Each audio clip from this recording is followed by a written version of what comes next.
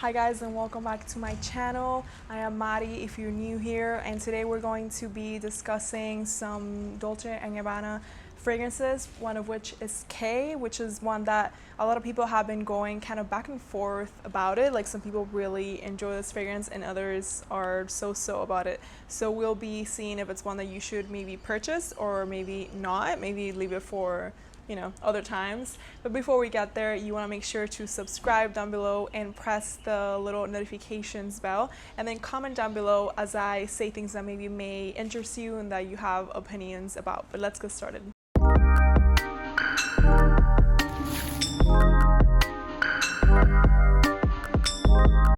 Alright guys, so here I have Dolce Gabbana Homme. This is one of Dolce & Gabbana's original fragrances. This was released in like 1994 or something, and then it was reformulated in 2012. This is obviously the reformulation, and even though it was reformulated like many other D&G fragrances, it still maintains that ultra vintage DNA. It smells very 90s. It is very citrusy. It has a lot of citrusy notes at the start, and then later it has some lavender, some pepper, some tobacco, and even some cedarwood. I'm going to say I do not smell the tobacco here at all. It's just very lavender based, very citric, very citrusy. Definitely no tobacco, so I don't really find it that aromatic.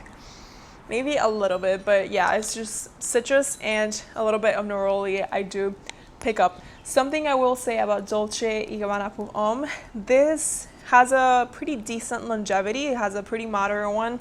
The projection though, it's not good at all. This is definitely one of those scents that just sits very close to skin. It's not one that is going to, have like a huge sillage or anything like that. Definitely look for something else if that's what you're looking for regarding a fragrance.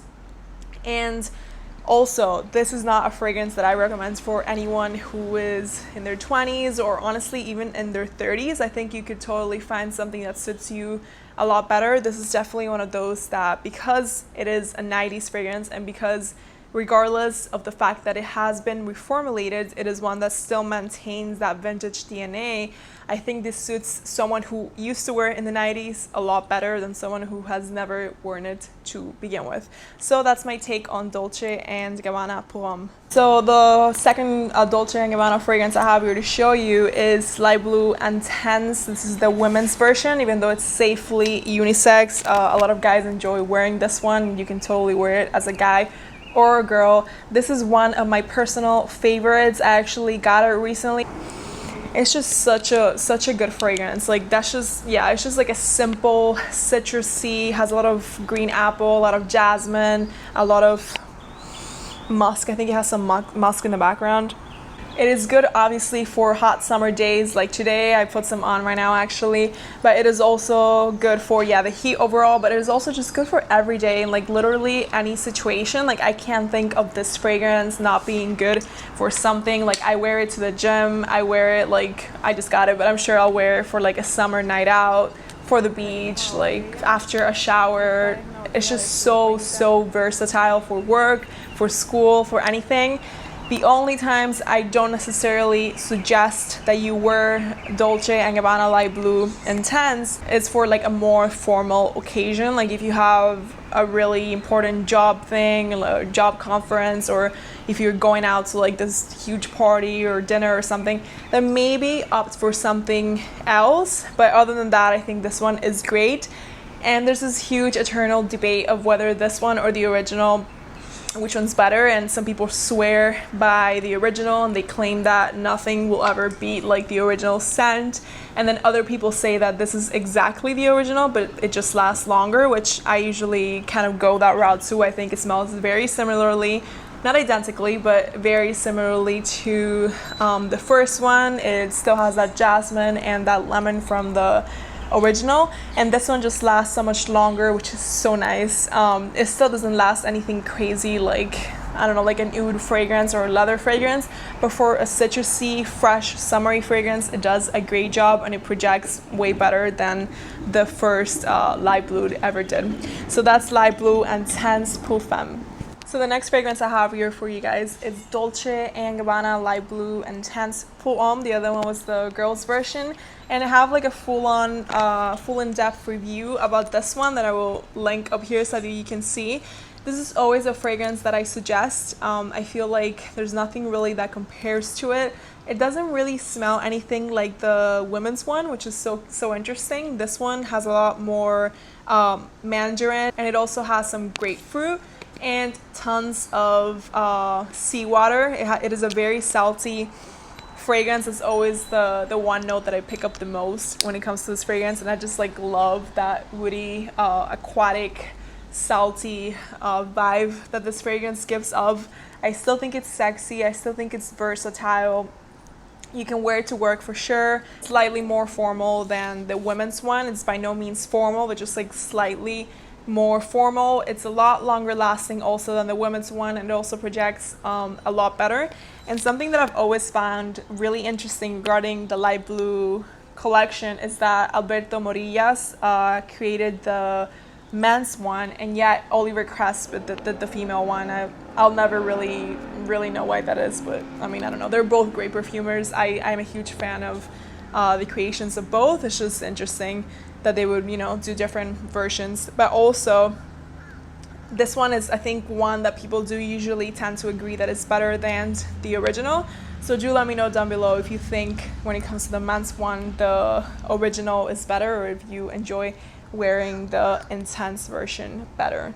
So that's Dolce & Gabbana Light Blue Intense Homme. So the next one that I have here is L'Imperatrice from D&G Anthology. This is the third one. This is a fragrance that brings me really good memories because it kind of started my fragrance journey, I would say. I smelled this on a trip, and like I never really stopped being obsessed with it after. It has a lot of notes, surprisingly. It has jasmine, violet, a lot of notes that you don't really expect would be in here, because the two main notes that you will pick up when you smell this one are kiwi and watermelon. I saw in a review that this smelled just like a smoothie of those fruits, mixed together, and then if you put it on, it's like you essentially threw on the smoothie on your skin, and that could not be further from the truth. Like, this is exactly a smoothie on your skin. It is vibrant, it is energetic, it is such a happy and ultra feminine fragrance. Honestly, like nothing compares to this one. I will say though, it is not very long lasting at all. It lasts on my skin tops an hour. I always have to carry it with me to reapply. Yeah, the sillage is okay, the projection is okay, but the longevity, I just truly wish they would have worked on that a little bit more. But good thing the price is very, very good. It is really affordable. So when this one runs out, I'll definitely be getting some more, because I'll always have this sparkling, aquatic, great fragrance in my collection. L'Imperatrice. The next fragrance that I have here is the newest D&G release. This is K. It came out in 2019, and I've had this little sample for a few months now. To be honest, I've heard a lot of polarizing opinions on this fragrance, especially like in the Spanish fragrance community. Some of them really Spanish-speaking fragrance community. Some of them love it. Some of them really do not like it at all. My first impression of this fragrance when I first got the sample was that yes, it smelled good, but it reminded me of a lot of other just typical male fragrance DNAs. I didn't think it was anything special, and now that it's a little bit more controversial, I decided to test it on my skin. I will say it's a nice fragrance. It's nice and vibrant. It's not very long lasting on my skin, but I've read that for some people it is extremely long lasting. So do keep that in mind and maybe get your own sample if you're thinking of getting it. The projection is pretty good. It is an aromatic and woody fragrance, though at the start it is very citrusy, and then later on you start to smell the lavender and the vetiver a little bit more. Not too much, but just like a little bit more. It is surely a more like well blended fragrance, that one that you can pick up all these bunch of ultra like distinct notes. So yeah, I just think it's a nice blend. It's good definitely for younger men. I definitely recommend this one more for the younger audiences. I think it's one that, just like the first one I spoke about, it's good for in between seasons, like spring and fall, versus the heat or, you know, the extreme cold. I could also see it working though for a summer night out, but I think it's more of like an everyday work fragrance or something like that. But yeah, definitely like a younger audience fragrance. I do suggest it, honestly. It's nothing crazy or unique, but it's fresh, clean, and vibrant. That's K from Dolce & Gabbana. So that's how I feel about the fragrances in my Dolce & Gabbana collection. I definitely think it is a house that has really cool fragrances. Some of them are very classic, some of them are a little bit trendier, or at least trying to be a little bit trendier, which I think is super cool. But it's just like a timeless house of fragrances that usually presents things that have really good prices. They're usually pretty moderate when it comes to the projection and the longevity, and they're not ultra unique or anything when it comes to the scent. But again, I totally recommend that you check some of them out if you haven't already for your collection.